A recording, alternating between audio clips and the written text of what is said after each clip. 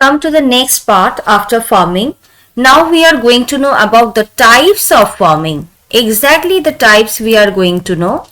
So the first type we can see from the note that it's written for primitive subsistence farming. Okay. Now we have to know that what is primitive subsistence farming. Primitive, the word you can understand. Primitive, that means it's related to ancient. It's not modern. It's related to ancient. So obviously the farming process will be related to the ancient process, not the modern process activities they are following for doing the farming. So here is written the different objectives or the features of the primitive subsistence farming. So we are going to know about this. This type of farming is practiced by the small farmers. Yes, they don't have a lot of plots of lands. So basically it will be practiced by the small farmers, particularly the tribal people. Yes, that is very important thing. Particularly the tribal peoples are doing the primitive subsistence farming. On which kind of land? Small plot of land. It's also written over here. Small plots of land. And what they are utilizing for this? The primary tools. That means the ancient period, people were using some tools, some machines. They didn't have basically the machines. They were using the machines on their hand, such as hoes, dow digging, stakes. Okay. So these are the primitive subsistence farming using primitive tools. And as well as the family and community labor. What does it mean, family and community labor? That means they are not employing the people from the outer sides. Okay, they are also utilizing their people from the family. They don't employ the people from the outside. So that is a major feature for primitive subsistence farming. Now come to the climate part or the factors which we have learned. It's dependent on rainfall. Yes, that means the climate is playing a primitive role for making the primitive subsistence farming. The soil's natural fertility. Yes, naturally if the soil is fertile, then it will be better for the farmers or the producers. And the production is solely for self-consumption. Yes, that is very important point. What's the purpose of this production? Why the farmers are producing these crops? Why primitive subsistence farmings are happening? Because of their own consumption, self-consumption. They are not doing this work as market purpose. That is very important point. All of you need to remember this. Additionally, it's referred to as slash and burn agriculture. This is also very important. Slash and burn agriculture is a primitive method of farming. Now in our country, it's completely banned because it's polluting our nature. It's completely environment degraded process. So that's why slash and burn. What does it mean? When the people are using, that means the tribal people are using this process. What they are doing? They are basically using a plot of lands. After some years or after the cultivation or the production, they just shift to another land, and previous land they are totally burning. And for the burning of the land, the soil and the full nature, environment fully is degraded for this process, and that's why now this process is completely banned. So primitive subsistence farming or primitive agriculture, it's completely related to slash and burn agriculture. All of you need to remember this.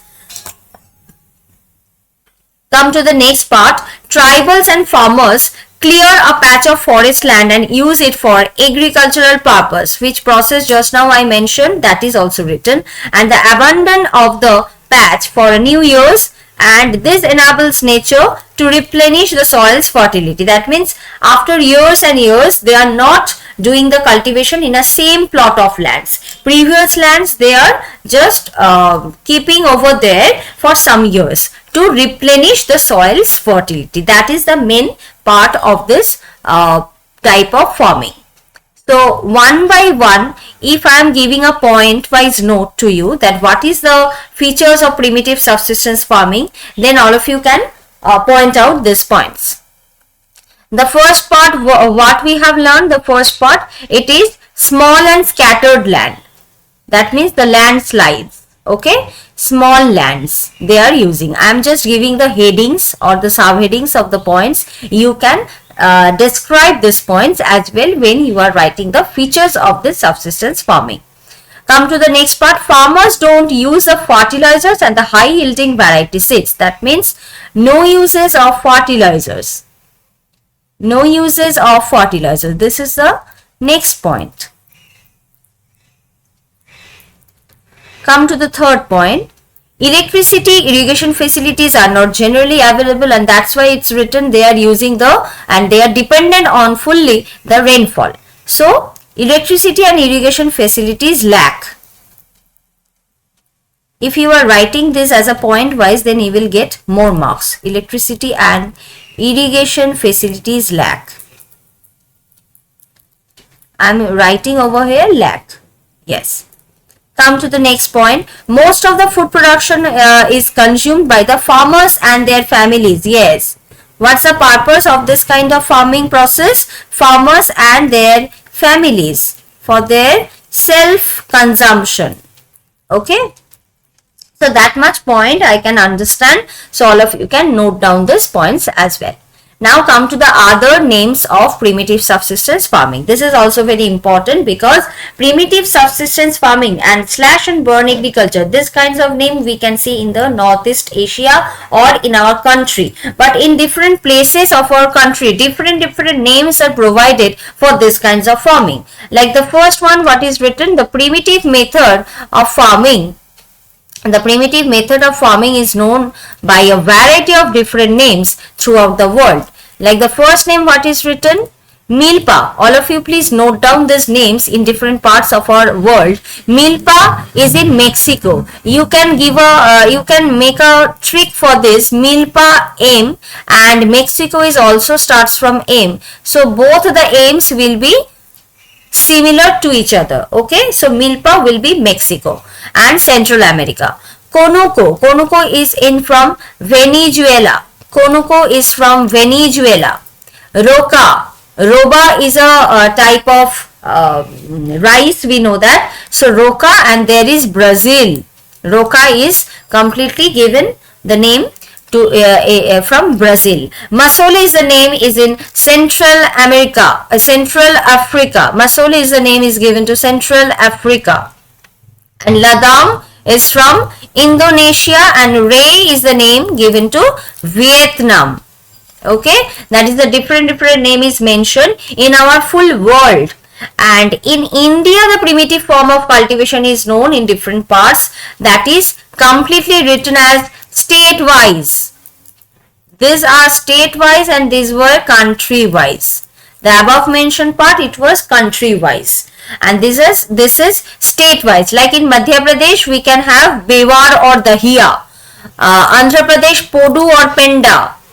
In Odisha, we can call it Pamadavi or Koman or Bringa. Any one name you can remember from this part. In Western Ghat, like if I am drawing over here, in Western Ghat, this is eastern part and this is Western Ghat.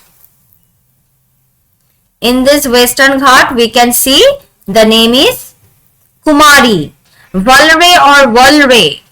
This is in southeastern Rajasthan. That means in these kinds of states, we can have the farming process, primitive subsistence farming. Jhuming is also related to slash and burn agriculture, just now which we mentioned. That is from eastern region. Palamu in Manipur and Dipa in Bastar district of Chhattisgarh and Andaman Nicobar Islands. So different names are provided all over the world and also state-wise for our country.